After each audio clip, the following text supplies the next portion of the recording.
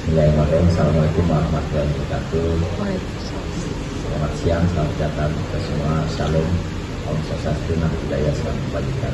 Pertama-tama saya ucapkan terima kasih kepada Pak Gubernur yang telah bersedia menerima saya dan kami rombongan hari ini. Ini adalah silaturahmi kedua setelah kami bertemu di Magelang, dan saya memang berniat untuk datang karena beliau inilah dulu yang menyusun Perpres Badan Gizi Nasional sebagai bagian Perpres terakhir yang disusun oleh beliau sebagai Seskap, sehingga Badan Gizi bisa lahir di era Pak Jokowi, lahir pada tanggal 15 Agustus, dan kemudian saya dilantik pada tanggal 19 Agustus, dan saat itu Bapak kemudian tidak lama di kabinet, kemudian kami bertemu di pelantikan dan juga bertemu di Magelang, dan sekarang saya akan bertemu ke sini.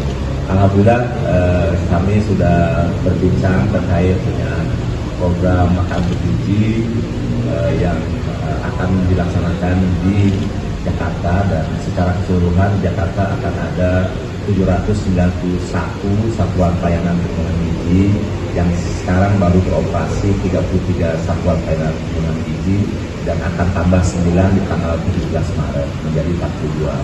Jadi masih banyak yang harus diselenggarakan, dan alhamdulillah percepatan ini akan bisa dilakukan dengan kontribusi dari pemerintah Provinsi Jakarta, di mana salah satu kendala yang paling besar di dalam pelaksanaan program makanan bergizi adalah selain anggaran dan SDM adalah infrastruktur.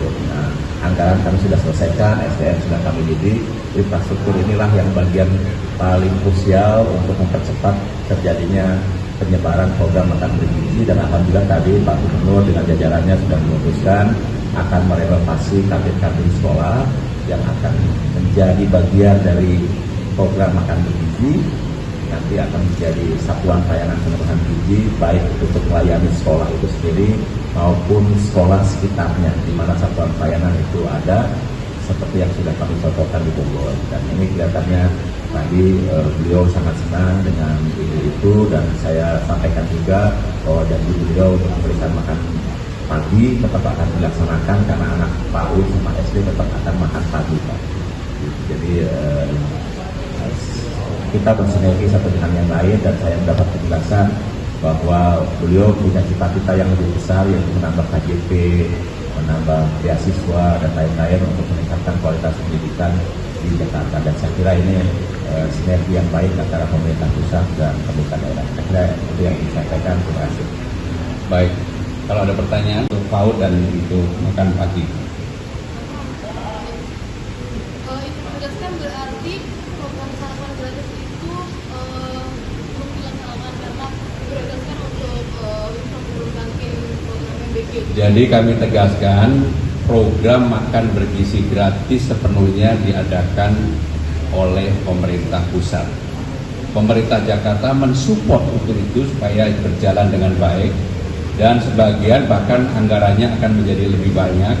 Kami alihkan untuk KJP, Kartu Jakarta Pintar, yang lebih dibutuhkan oleh warga Jakarta. Penambahannya hampir 200.000, dan itu sebenarnya angkanya besar. Termasuk KJMU tadi, Kartu Jakarta Mahasiswa Unggul. Mas Pram, kenapa nggak dengan penambahan lauk dari ditambah oleh Pemprov DKI gitu untuk MBG? Jadi teman-teman sekalian, saya tahu pertanyaannya pasti pengen Jakarta ini seakan-akan berbeda dengan pemerintah pusat. Enggak, udah. Saya belum nanya aja udah tahu wajah-wajah yang pengen itu. Jadi intinya satu, kami memberikan dukungan sepenuhnya makan bergizi gratis. Karena di Jakarta fasilitas kami miliki, maka kami juga akan membantu itu, termasuk di dalamnya adalah memberikan Kartu Jakarta Pintar yang lebih banyak. Dan menurut saya ini yang lebih dibutuhkan oleh warga Jakarta sekarang ini. Pak Pram, soal tadi kan anggaran sarapan pagi gratis itu dianggarkan berapa hingga nanti bisa bilang itu besar untuk dengan 200.000 kita tambah untuk KJP aja sebenarnya udah lebih besar dari itu. Berarti sebagian anggaran yang tadi untuk program sarapan gratis terus akan dialihkan untuk penata renovasi kantin itu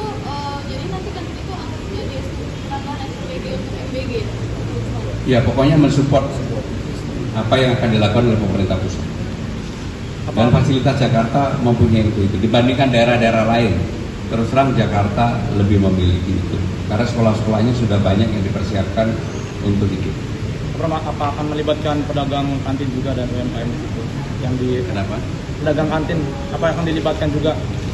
Jadi untuk kantin yang kita renovasi tentunya kita akan konsentrasi pada kantin itu. Bahwa nanti yang akan memanfaatkan itu para pedagang UMKM yaitu terserah sekolah dengan UMKM. Nah, kalau misalnya itu jadi SPBG itu akan dilibatkan juga pedagang kantin atau seperti apa? Ya, ini kami beri contoh di Bogor ya. Ada kantin di Suwabina Insal. Itu kan kantin yang melayani satu sekolah. Kemudian bekerjasama dengan Badan Gizi menyelenggarakan satuan pelayanan pengembangan gizi, seluruh pegawainya bekerja, chefnya juga bekerja, dan sekarang melayani 10 sekolah sekitar. Jadi income-nya bertambah bukannya berkurang. Fasilitasnya digunakan, kantinnya tetap berjalan, bahkan benefitnya didapatkan tidak hanya satu sekolah tapi sekolah sekitar. Oke, cukup jelas ya. Terima kasih. Wassalamualaikum warahmatullahi wabarakatuh. Waalaikumsalam. Oh, nggak ada yang muji